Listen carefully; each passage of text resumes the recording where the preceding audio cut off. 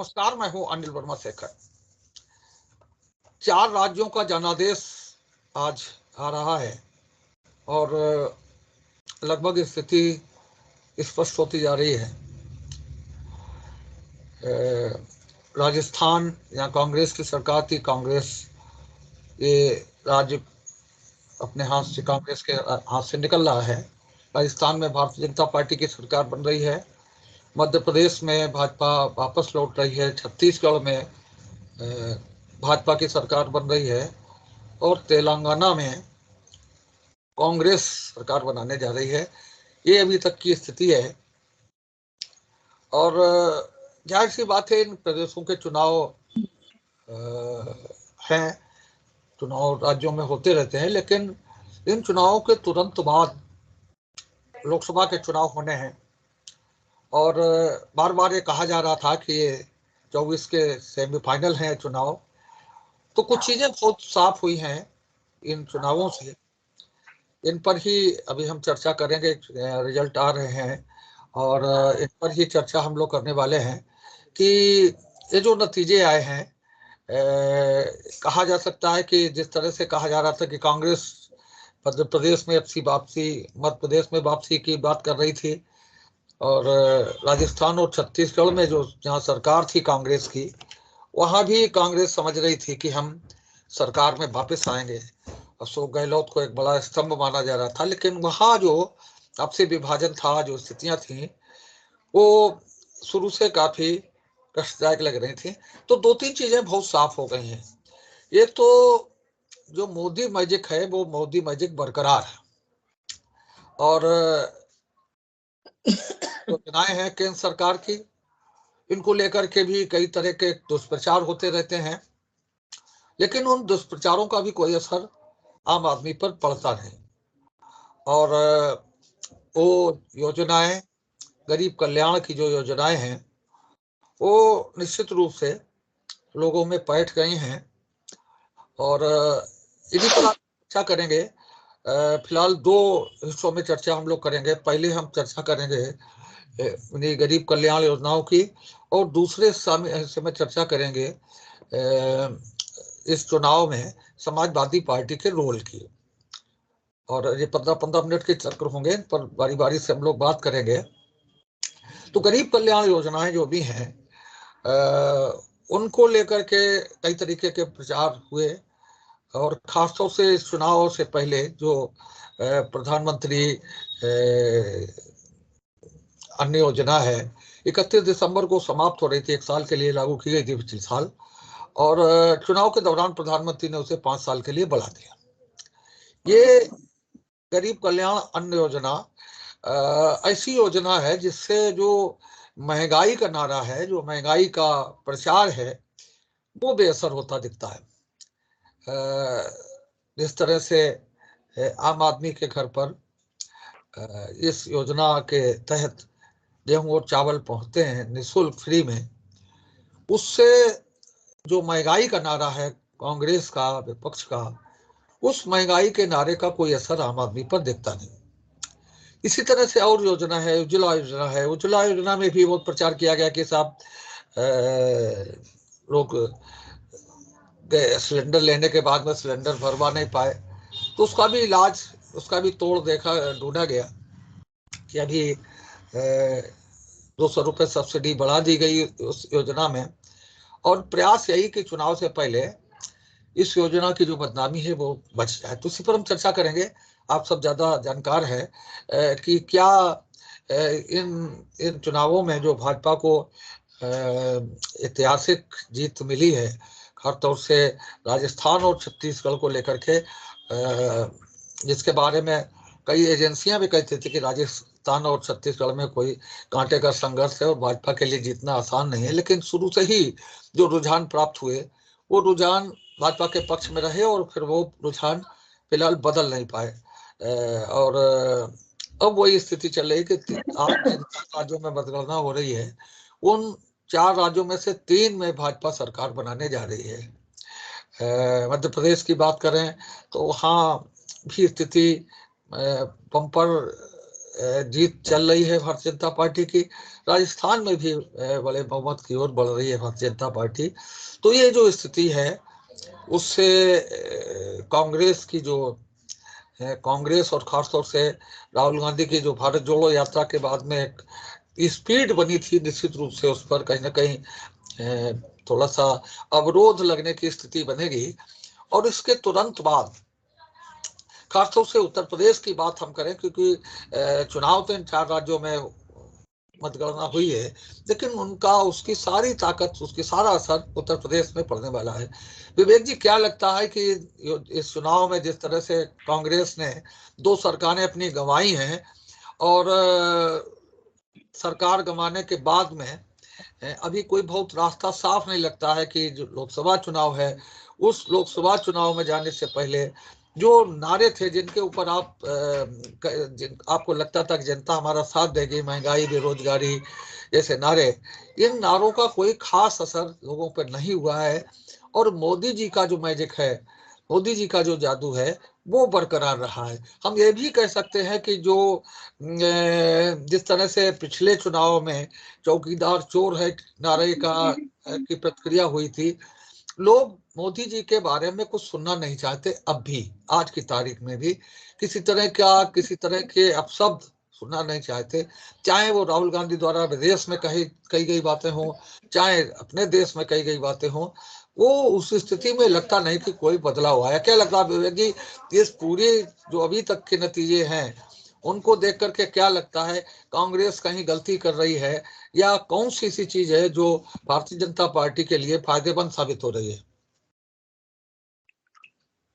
लेकिन लोकतंत्र है तो लोकतंत्र में जनता जनार्दन का जनादेश सिर माथे सबको करना पड़ता है, उसको स्वीकार करना पड़ता है। और लोकतंत्र में जनता ही असली मालिक है। अब जनता को किसकी बात समझ में आई और किसकी बात समझ में नहीं आई, तो ये तो जनता पे निर्भर करता है। और रही बात कांग्रेस के हार की, तो कांग्रेस की हार के लिए जो एक इसकी समीक्षा होगी कि कौन कौन से ऐसे कारण रहे कि जिसकी वजह से कांग्रेस को वहां पे जनता ने नहीं स्वीकारा, कौन कौन सी ऐसे व्यक्तिगत कारण थे, कौन कौन से ऐसे पार्टी स्तर पे कारण थे, टिकट वितरण की बात थी, कई बिंदुओं पे इसकी समीक्षा होगी।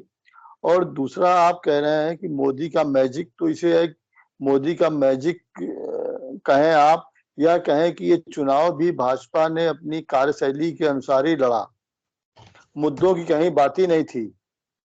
और उसके बीच में जरूर ये हुआ कि 5 किलो गेहूं को जरूर 31 दिसंबर के बढ़ा के 5 साल के लिए कर दिया गया। 200 रुपए की सब्सिडी उज्ज्वला सिलेंडर पर दी गई।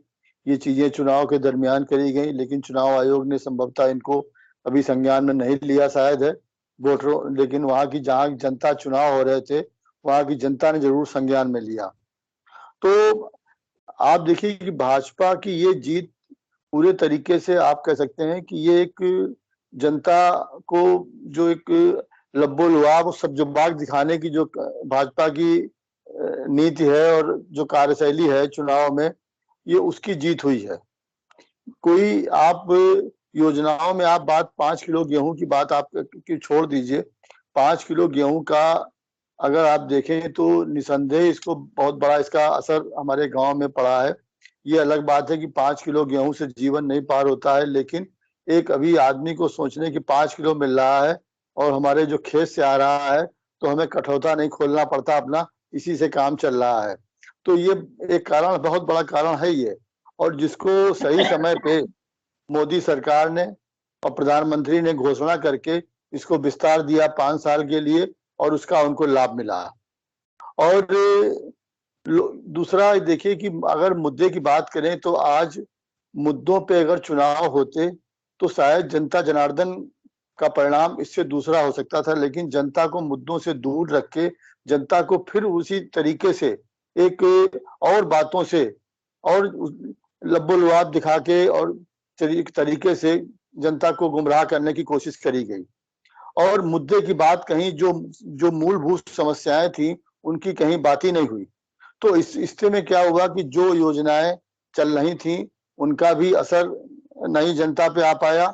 और इसी को आप कह रहे हैं मोदी का मैजिक। ये मोदी का मैजिक कहें या मोदी की भाषण की बात कहें, जो भाषण करने की उनकी जो बात है, सबको सब्जबाग दिखाने की, तो उसी की ये जीत है। बाकी ये भाजपा की नीतियों की जीत नहीं है। और फिर लोकतंत्र में अब जनता को जो समझा ले जाए, जिस तरीके से झांसे में ले आए तो उससे हो जाए, वो एक अलग बात है। ऋतिक, क्या लगता है ये सारी जो जिस तरीके नतीजे आ रहे हैं सुबह से और अभी तक की जो स्थिति बनी है, वो क्या संकेत करते हैं, क्या कारण हो सकते हैं भारतीय जनता पार्टी की जीत के? सबसे पहले तो भारतीय जनता पार्टी की प्रवक्ता श्वेता जी को मैं बधाई देना चाहूंगा कि 3 राज्यों में जो है जो चुनाव जो निकल के नतीजे आ रहे हैं वो बहुत ही बेहतरीन है। रही बात दूसरी, कांग्रेस प्रवक्ता जी ने कहा कि जनता जो है जनार्दन होती है और फिर कहते हैं कि जनता बिलगला गई। एक बहुत पुराना संगीत है, ये पब्लिक है, ये सब जानती है, ये पब्लिक है। तो ये तो कहने की बात कि बरगलाना नहीं होता है, सही से अपनी बात रखना एक चीज होती है। कांग्रेस हमेशा समीक्षा करती है और ये कहती है कि पब्लिक बरगला गई। कभी ये समीक्षा करके देखिए कि आप पब्लिक को आप समझा क्यों नहीं पा रहे, ये भी देखना चाहिए। वो जगह, वो सीट जहाँ पे आपकी मध्य प्रदेश में, जहाँ पे आप अभी मतलब मध्य प्रदेश की सीट जो है जिसके लिए आप बहुत प्रयासरत थे, उसमें भी ये हाल है कि बीजेपी एंटी इनकम्बेंसी के बाद भी बैक कर रही है। राजस्थान की सीट जहाँ पे अशोक गहलोत जी ने कई चीजें बांटी, ये सिर्फ बीजेपी नहीं है जो राशन बढ़ा देती है, बेरोजगारों भत्ता को जो अशोक गहलोत जी दे रहे हैं वो चीज को भी सही से समझा देती तो शायद हो सकता है कि राजस्थान में आज कमबैक कर रही होती। ऊपर से छत्तीसगढ़ तो एक ऐसी सीट है जो मुझे समझ ही में नहीं आ रहा है, मैं खुद आश्चर्यजनक हूँ, क्योंकि भूपेश बघेल जी का जो कार्यशैली रही है और जो रही है उससे बहुत ही मुझे लग रहा था कि जो छत्तीसगढ़ की सीट है हो सकता है कांग्रेस की काफी कड़ी टक्कर हो, लेकिन वहां पे भी बीजेपी अगर क्लीन स्वीप कर रही है तो ये बहुत सोचने लायक बात है। समीक्षा बैठकें कांग्रेस में आम बात हो गई है। कांग्रेस को ये समझ लेना चाहिए कि जनता के स्तर तक पहुंचना चाहिए। समीक्षा अंदर में कर रहे हैं, ये भी करिए कि वोटर तक सही बातें क्यों नहीं पहुंच पा रही है। हर बार कांग्रेस ये कह देती है कि जनता बरगला गई, जनता बीजेपी की बातों में आ गई। तो कुछ तो ऐसी बात रही होगी जो बीजेपी की बातों में आके वोट दे रही है। इतनी तो बेवकूफ नहीं है, आपको भी 70 साल तक वोट दिया है। तो ऐसा तो नहीं है कि अभी से एकदम से जनता जो थी वो बेवकूफ हो गई है, मुझे समझ में नहीं आ रहा है। रही बात दूसरी, जो बात मैं कहना चाहूंगा, बीजेपी के जो मुद्दे होते हैं वो कोई भी हो, अगर हिंदुत्व की भी आइडियोलॉजी को लेके चलते हैं तो बहुत मुखर होके, बहुत स्पष्ट होके अपनी बात को आगे रखते हैं। कांग्रेस में स्पष्टीकरण नहीं है, इसी वजह से कांग्रेस का आज ये हाल है कि छत्तीसगढ़ सीट पे मैं इसलिए प्राइम फोकस कर रहा हूँ क्योंकि वहां पे भूपेश बघेल जी ने काफी अच्छे काम किए, काफी निर्णायक ऐसे काम किए, तब भी अगर वहां से वो सीट हार रहे हैं तो ये सोचने लायक बात है। इसकी समीक्षा अलग से होनी चाहिए। अशोक गहलोत जी, लोग कहते हैं कि राजस्थान में फ्लिप होती है, हर साल सरकार फ्लिप होती है, आदत यहाँ की पैटर्न है। लेकिन अशोक गहलोत जी को भी 5 साल काम करने का मौका मिला था, समझाने का मौका मिला था। बीजेपी के जो जमीनी स्तर के कार्यकर्ता है वो अपनी आइडियोलॉजी हो या अपने जो भी वादे जो इलेक्शन के दौरान किया जाता है उसको आगे तक बताने में बहुत सक्षम है। ये कांग्रेस कहीं एक देख सकते हैं कि स्ट्रक्चरल तरीके से कांग्रेस अगर जब तक मजबूत नहीं होगी तब तक अपनी बातों को वो जनता तक नहीं पहुंचा पाएगी। अभी भी अगर हम लोग देखें कि आज के जो चुनाव नतीजे थे, अगर तेलंगाना को छोड़ दें, तेलंगाना की एक बीआरएस जो पार्टी है वो मजबूती से, कांग्रेस भले ही आगे लीड कर रही है, वहां की एक देखा जाए तो वहां की पॉलिटिक्स थोड़ी अलग है। वो नॉर्थ की पॉलिटिक्स और साउथ की पॉलिटिक्स में गैप अलग से दिखता है। वो पार्टी साफ तौर पे दिख रही है, वहां पे यही नतीजे आने की जो है थी। तो जीती हुई सीट पे समीक्षा करना ये चाहिए कि और कैसे अच्छे से उस सीट को बरकरार रखा जा सके।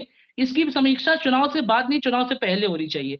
अगर राजस्थान की सीट पे अशोक गहलोत जी सरकार में थे तो उनको ये समझना चाहिए था कि कहाँ ऐसी चूक हो रही है कि ये नतीजे सामने आ रहे हैं।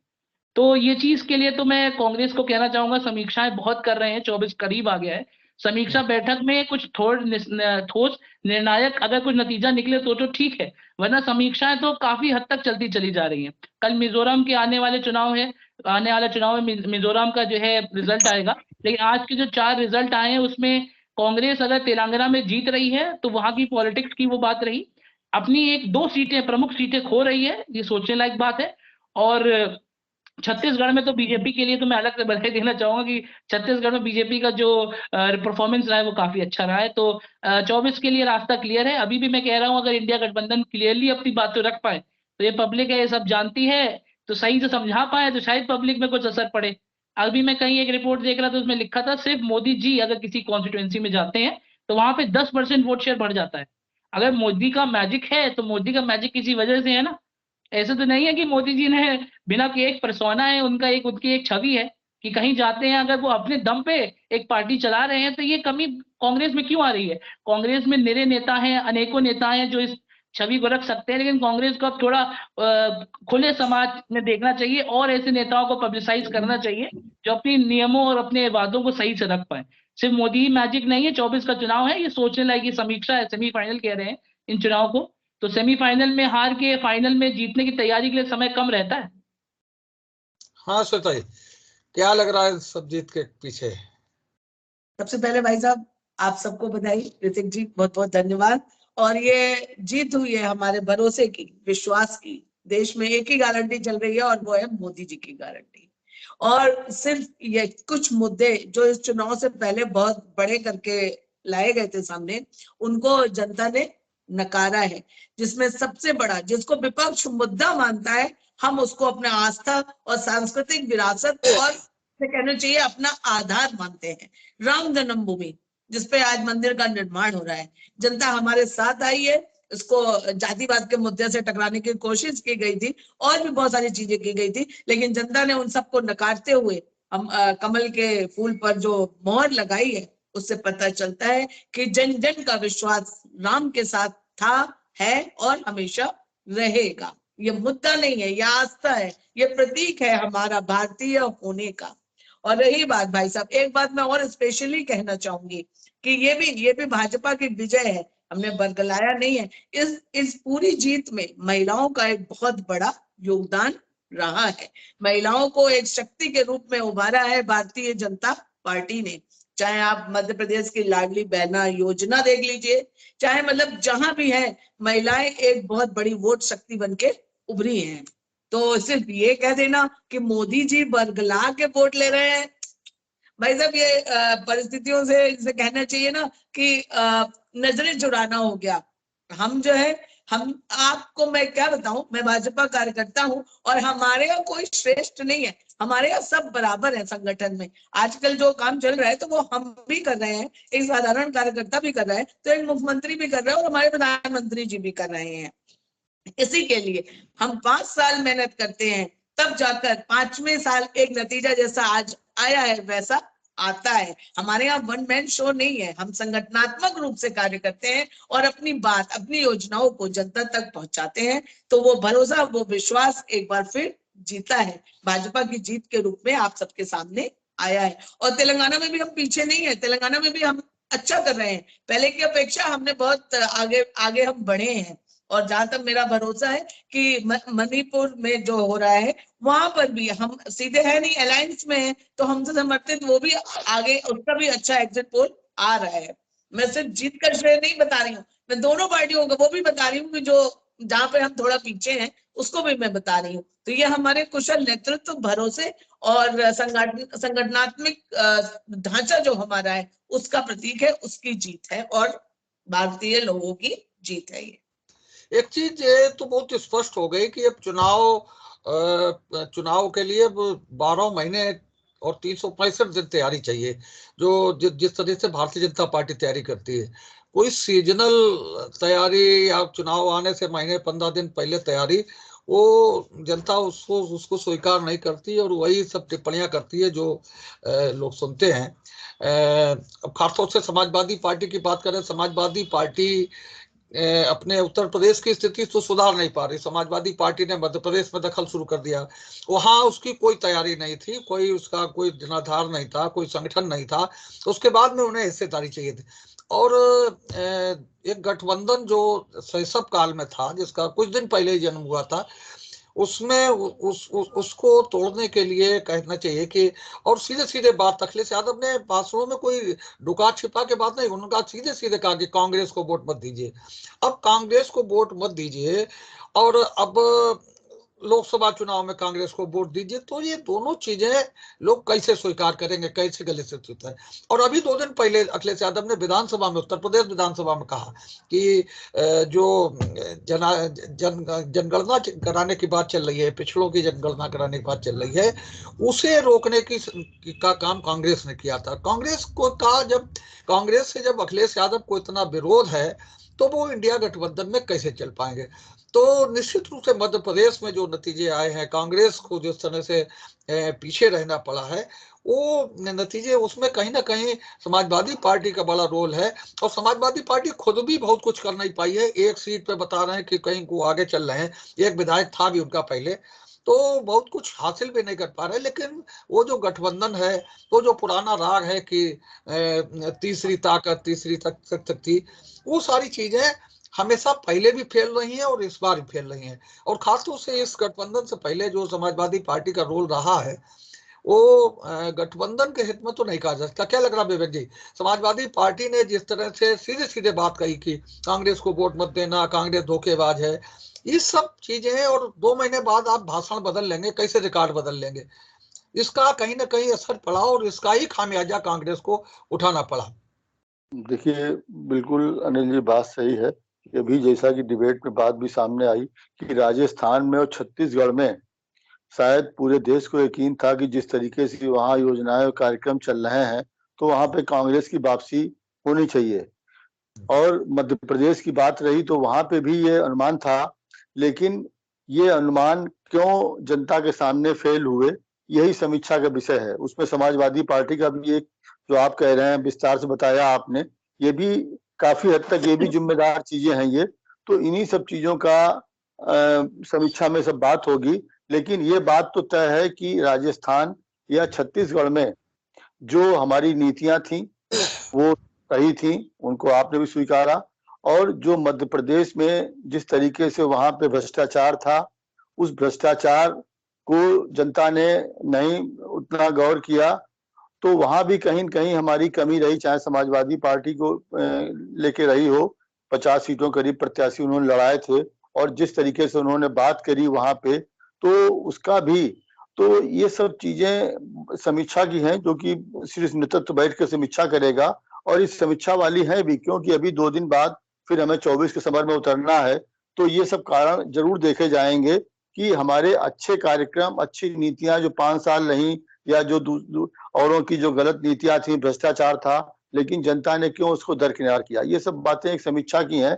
लेकिन जो आपने कहा, निसंदेह समाजवादी पार्टी का, जो इंडिया गठबंधन का एक अहम घटक था, जिस तरीके से उन्होंने भाषणबाजी करी, मैंने कही इस पर डिबेट करी, यही हुआ कि चलो वो चुनाव में जा रहे हैं तो अपनी पार्टी की बात करेंगे, विधानसभा में कर रहे हैं। लेकिन जनता तो इतनी गहराई से नहीं चीजों को समझती है राजनीतिक तरीके से। तो जनता को सीधी बात समझ में आई कि हाँ, कांग्रेस को वोट मत देना, कांग्रेस ने ये वोट किया। तो इस तरह के इन बातों का भी बहुत कुछ असर पड़ा, जिससे कि कांग्रेस की जो वहां वापसी एक बिल्कुल सुनिश्चित थी, करीब करीब जनता भी त्रस्त थी वहां से। लेकिन वो वोटों की बंटवारे की वजह से आज जनता को फिर आगे 5 सालों के लिए उसी भ्रष्टाचार में रहने के लिए मजबूर हो गई। एक चीज और निकल करके सामने है, जिस तरह से नतीजे आए हैं, इसके बाद में कांग्रेस कहीं ना कहीं उत्तर प्रदेश में समाजवादी पार्टी के दबाव में ही रहेगी, क्योंकि समाजवादी पार्टी पर कोई दबाव अपना वो नहीं बना पाएगी। कोई अच्छे नतीजे आते तो हो सकता है कुछ दूसरा एंगल निकलता, लेकिन जिस तरह के नतीजे आए हैं, इसमें समाजवादी पार्टी जिस तरह से कह रही है, पहले ही घोषणा वो कर चुके हैं कि हम 65 सीटों पर चुनाव लड़ेंगे, तो लगता नहीं कि उत्तर प्रदेश में कोई बहुत अच्छा सामंजस्य दोनों पार्टियों में बन पाएगा। और जब नहीं बन पाएगा तो फिर वो भारतीय जनता पार्टी को कैसे रोक पाएंगे, ये संभव नहीं लगता है। नहीं तो देखिए, बात बात जो कह रहे हैं, ये बहुत, अब इसका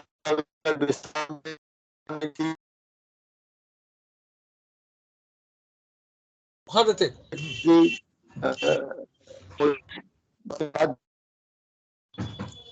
जनता बहुत होशियार है। जनता ने पिछली बार जब सपा और कांग्रेस साथ में गठबंधन में रह के यूपी का चुनाव लड़ा था, तभी कांग्रेस को स्पष्ट कर दिया था, सपा को स्पष्ट कर दिया था कि गठबंधन सिर्फ नियति, मतलब अगर नियत है आपको गठबंधन की, तो आप गठबंधन में रह सकते हैं। लेकिन सिर्फ अगर आपको सत्ता की लालसा के साथ गठबंधन कर रहे हैं, तो उसका कोई असर नहीं पड़ने वाला। अगर आप एक गठबंधन में है, तो आपको सामने वाली पार्टी को भी सम्मान उतना ही देना चाहिए। अगर आप ये कह रहे हैं कि कांग्रेस को वोट ना दीजिए, हमें वोट दीजिए, तो हम जो जनता है, उसको तो ये दिखता है कि ये मतलब ये धड़ा अलग चल रहा है। दरअसल बात ये है कि अखिलेश यादव जी चाहते हैं कि वो इंडिया का जो अलायंस उसका चेहरा बनना चाहते हैं।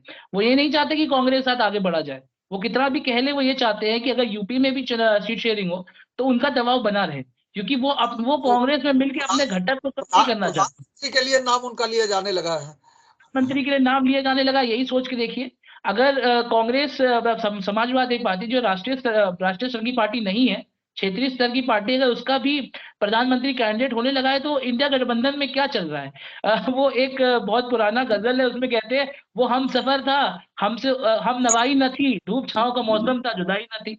तो मतलब अगर हम सफर हैं तो साथ में रहिए, कि धूप छांव का मौसम क्या होता है? अगर पता चले आप कह रहे हैं कि मध्य प्रदेश में अलग हिसाब किताब है हमारा, वो जो है वो सीएम कैंडिडेट के हिसाब से अलग चलता है हमारा, और सांसदीय में आप कह रहे हैं कि इन्हें वोट दीजिए, तो जनता भी देख रही है कि सिर्फ क्या सत्ता पाने के लिए ही गठबंधन बनते हैं। गठबंधन बनने का मतलब है एक दूसरे को मजबूत कीजिए। इसका मतलब ये थोड़ी ना कि आप स्वयं अपनी पार्टी को मजबूत करने के चक्कर में अपना गठबंधन कमजोर करते चले जाएं।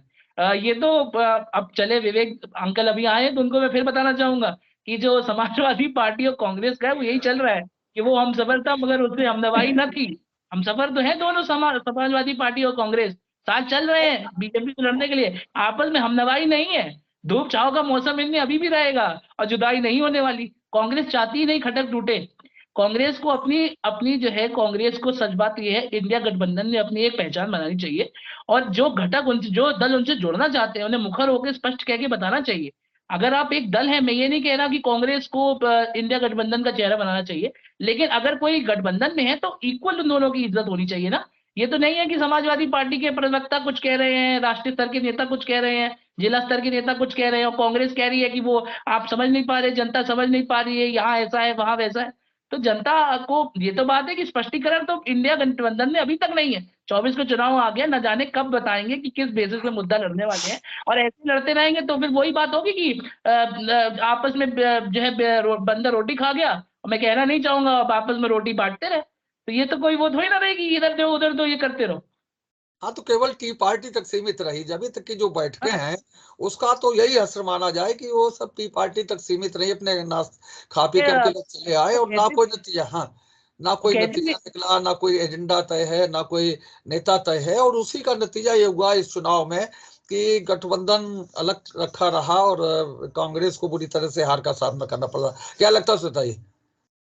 भाई साहब, हम तो शुरू से कहते आ रहे हैं दल मिले हैं दिल नहीं मिले हैं। और इसी का उदाहरण आप देख लीजिए।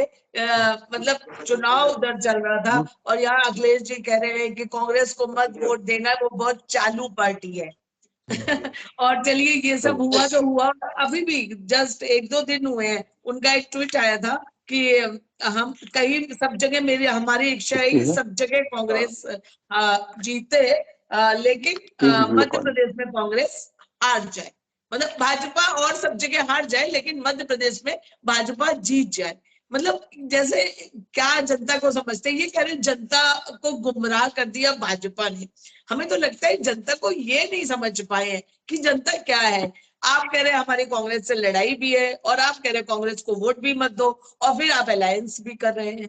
मतलब क्या कंफ्यूजन क्रिएट करके रखा है, ये समझ ही नहीं आ रहा है। ये समझ रहे हैं कि जनता नहीं समझ रही है, लेकिन जनता इनसे भी ज्यादा समझ रही है, और उसने वो करके दिखा दिया। हमने कुछ भी नहीं, किसी को गुमराह नहीं किया है, हमने कुछ भी नहीं किया है। जो मोदी जी की स्पष्ट नीतियां हैं, जो हमारा भाजपा का शासन है, जो हम कर रहे हैं, वो हमने जनता के सामने ले गए और जनता ने उसको स्वीकार किया और उस पर मोहर लगाई है। और कांग्रेस प्रवक्ता का बार बार ये कहना कि जनता को गुमराह किया है और ये किया है, ये तो जनादेश का अपमान है।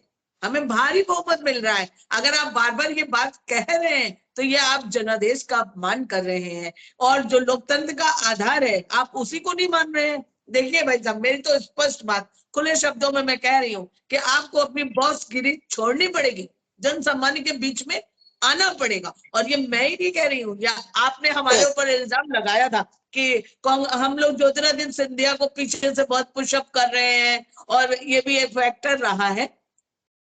तो ज्योतिरादित्य सिंधिया ने भी कहा कि कांग्रेस में मैं महाराज रहा लेकिन मुझे मिला कुछ नहीं, और मैं बीजेपी में आगे जन सामान्य कार्यकर्ता की तरह कार्य कर रहा हूं तो मुझे बहुत कुछ प्राप्त हो रहा है। तो मेरा कांग्रेस से यही निवेदन है कि आप एक भारत के नागरिक बन के, एक राजनीतिक पार्टी बन के काम कीजिए, आप बॉस बन के काम मत कीजिए, नहीं तो उत्तर प्रदेश में भी उन्हीं परिस्थितियों का सामना आपको करना पड़ेगा जो आप 3 राज्यों में कर रहे हैं। हम बरगला रहे हैं या नहीं बरगला रहे ये अब छोड़ दीजिए, आप अपनी समीक्षा कीजिए। तो भाजपा का जो निरंतर आगे बढ़ रहा है। हम इस सत्र की चर्चा को फिलहाल यहाँ पर विराम देते हैं। हम फिर मिलेंगे अभी शाम तक और फिर चर्चा करेंगे इन चुनाव नतीजों पर। तब तक के लिए इजाजत दीजिए। नमस्कार।